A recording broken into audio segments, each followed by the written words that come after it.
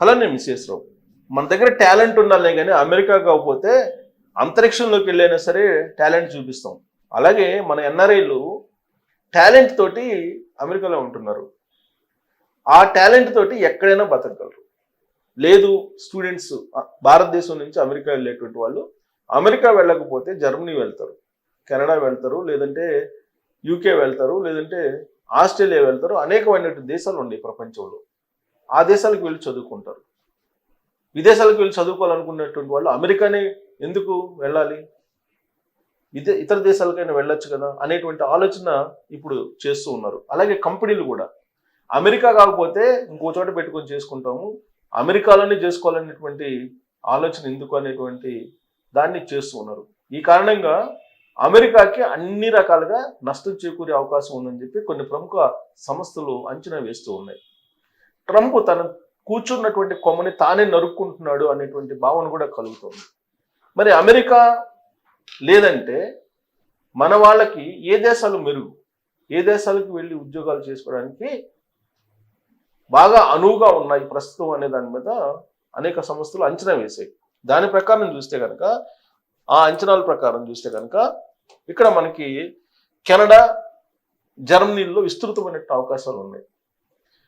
ప్రస్తుతం భారతీయ నిపుణులకు అత్యంత ఆకర్షణీయమైన దేశంగా కెనడా కనిపిస్తుంది. అమెరికా తర్వాత కెనడా కనిపిస్తుంది. అక్కడి ఫెడరల్ స్కిల్డ్ వర్కర్ ప్రోగ్రామ్ ద్వారా విదేశీ నిపుణులు సులభంగా వర్క్ వీసా పొందవచ్చు. ముఖ్యంగా ఐటీ రంగంలో విస్తృత అవకాశాలు ఉండడం, శాశ్వత నివాసం పిఆర్ ప్రక్రియ కూడా సులభతరం కావడంతో చాలా మంది కెనడాను ఎంచుకుంటున్నారు.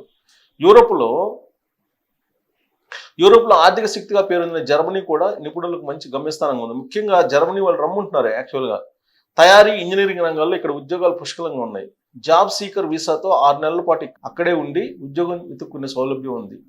ఉద్యోగం లభించగానే దాన్ని వర్క్ పర్మిట్గా మార్చుకోవచ్చు. European union blue card programme కూడా జర్మనీలో పనిచేయడానికి మార్గం సుగమం చేస్తుంది. So European blue card programme కూడా ఉంది అక్కడ. సో ఆస్ట్రేలియా, ఆసియా ఆకర్షణీయమైన ప్యాకేజీలు. ఆసియాలోనే మంచి అవకాశాలు కోరుకునేటువంటి వారికి సింగపూర్ సరైన ఎంపిక. ఇన్ఫర్మేషన్ టెక్నాలజీ, బ్యాంకింగ్, మార్కెటింగ్ రంగాల్లో నైపుణ్యం ఉన్న వారికి ఎంప్లాయ్మెంట్ పాస్ ద్వారా వీసా ప్రక్రియ వేగంగా పూర్తవుతుంది సింగపూర్లో. ఇక్కడ జీతాలు కూడా చాలా ఆకర్షణీయంగా ఉంటాయి. ప్లస్ ఆ దేశం అమెరికా కంటే అద్భుతంగా ఉంటుంది. మధ్యప్రాచ్యంలో యునైటెడ్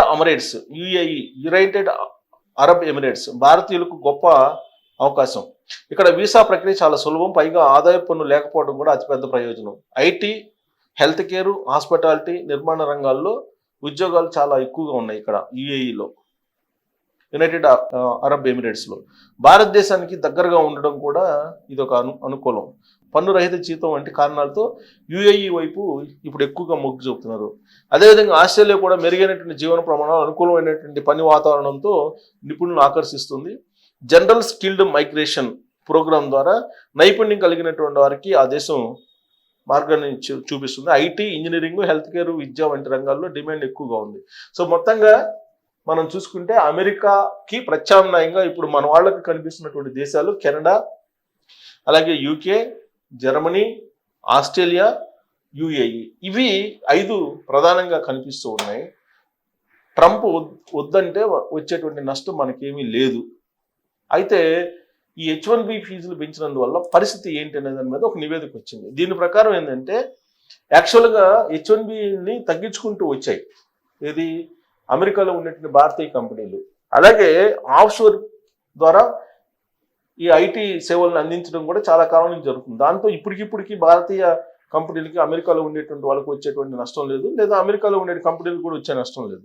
దాని మీద ఒక ప్రముఖ సంస్థ అంచనా వేసింది. ఏంటంటే ఆఫ్ షోరింగ్ని మరింత వేగవంతం చేయడం, కెనడా, మెక్సికో వంటి సమీప దేశాల్లో తమ కార్యకలాపాలను విస్తరించడం వంటివి రాబోయే రోజుల్లో అమెరికాలో కంపెనీలు చేస్తాయని చెప్పి అంచనా వేస్తుంది.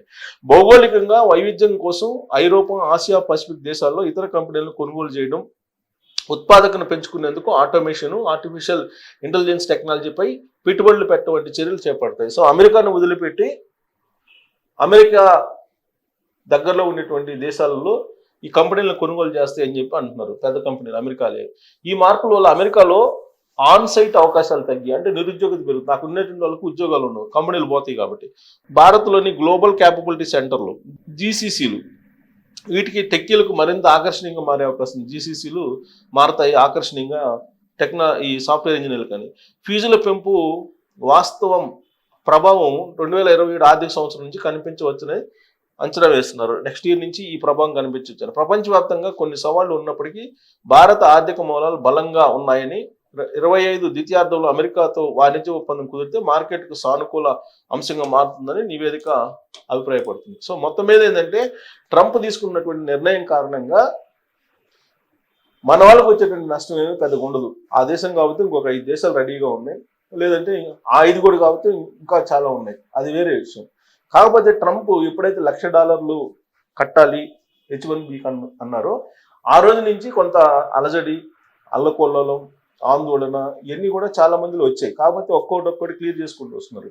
ఇప్పుడు తాజాగా ఏం చెప్తున్నారంటే ఒక ఇంజనీర్లకు మాత్రమే ఐటీ రంగంలో మిగతా వాళ్ళకి ఇప్పుడు వృత్తి నైపుణ్యం ఉన్నటువంటి అంటే వైద్యము తర్వాత లా ఇలాంటివి ఉంటాయి కదా, వాటికి లేదు, దానికి సంబంధించిన వీసాలు ఇచ్చేటువంటి వాళ్ళకి లేదని చెప్తున్నారు. అలాగే ఈ కంపెనీలకు కూడా $1,00,000 అక్కడ ఉండేటువంటి వాళ్ళకి కూడా రిలాక్సేషన్ ఇస్తున్నారు, అక్కడ ఉండేటువంటి కంపెనీలకు కూడా రిలాక్సేషన్ ఇస్తున్నారు అనేది కూడా ఇప్పుడు మళ్ళీ లేటెస్ట్గా వినిపిస్తుంది. మళ్ళీ యూటర్న్ తీసుకుంటున్నాడు, మళ్ళా మడమి తిప్పుతున్నాడు. యూటర్న్ తీసుకునే పరిస్థితి ఏర్పడింది ట్రంప్కి, లేదంటే అక్కడ ఉండేటువంటి కార్పొరేట్ల నుంచి ప్రెజర్ వస్తుందని చెప్పి కూడా తెలుస్తుంది. సో ఏ ప్రభుత్వం అయినా సరే, ఇండియన్ గవర్నమెంట్ అయినా లేదా అమెరికా గవర్నమెంట్ అయినా కార్పొరేట్లకు తలొగ్గాల్సింది. అక్కడ ఉండేటువంటి కంపెనీలు కాదని ట్రంప్ ఏం చేసే పరిస్థితి ఉండదు. కాబట్టి రిలాక్సేషన్స్ ఇచ్చుకుంటూ వస్తున్నాడు $1,00,000. రాబోయేటువంటి రోజుల్లో ఇంకా మరిన్ని రిలాక్సేషన్స్ ఇచ్చేటువంటి అవకాశం కూడా లేకపోలేదు, లేదంటే అమెరికా మునిగిపోయేటువంటి ప్రమాదం ఉంది అనేది తాజాగా వస్తున్నటువంటి నివేదికల సారాంశం. సో దీని మీద మీ అభిప్రాయం ఏంటనేది తెలియజేసి థ్యాంక్ యూ.